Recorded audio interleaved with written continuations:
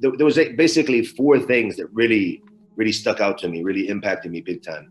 The first issue was the issue of Tawheed, of Islamic monotheism, the oneness of God, only one true God, no intermediary, don't go to any middleman. And before, obviously, we used to go to the church to confession and things like this, which I always found to be very spooky. I didn't really understand it, You go to another man in a booth and tell him about all your bad deeds. Then when he talked about the prayer, he mentioned some things. I don't know why he mentioned them in the book.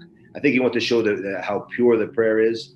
But it had an impact on me. And that was, he said that a Muslim, when he relieves himself, how he goes to the toilet. And he said that he, first of all, secludes himself. He's not around, other people to see him.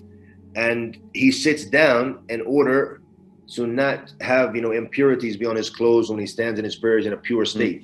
So these two things really stuck out to me, because even before Islam, as a non-Muslim, I kind of felt that our custom of, urinating next to someone else, it just didn't seem natural. That's like a private time. You need to focus, But here you are, and then a guy comes up to you, hey, you see the weather today? Great, the sun's out. What about the game? Watched the game last night? I'm like, dude, that's not really time for that. So it's not even before Islam, I never really felt that was natural to be next to someone else.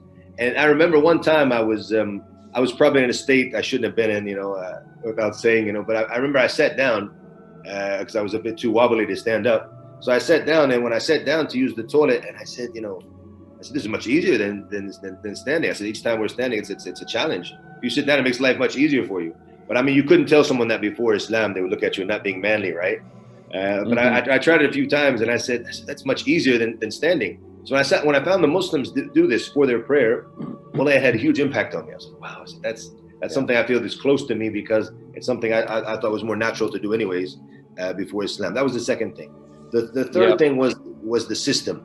And Islam is a clear system, 5 pillars, clear, and what is permissible, what is halal, what is haram, what is not permissible.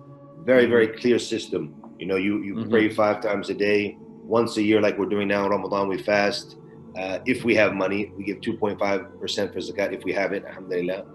If not, then we don't have to pay the zakat. If we can, we go Hajj once for a lifetime. Any very, very clear system. And you can imagine at that time in my life, I was 18. I was a renegade, and just very reckless and ruthless. And now I'm seeing a system, and this is what I need. I felt I needed this. And the fourth thing was at the end, the outcome. That he said something very profound. He said, it's not just enough to believe, but it's a belief that has to show up in your actions. He said that the belief has to show up in your actions. That has to be something. He said, even if you're a Muslim, doesn't mean you're going to be saved in the end if you don't act upon Islam. So it's about acting, and each person will get rewarded according to his actions. And I said, that's justice. That makes sense. That a person will get really rewarded according to his actions. So alhamdulillah, I decided right after that on the Thursday night that I wanted to become Muslim.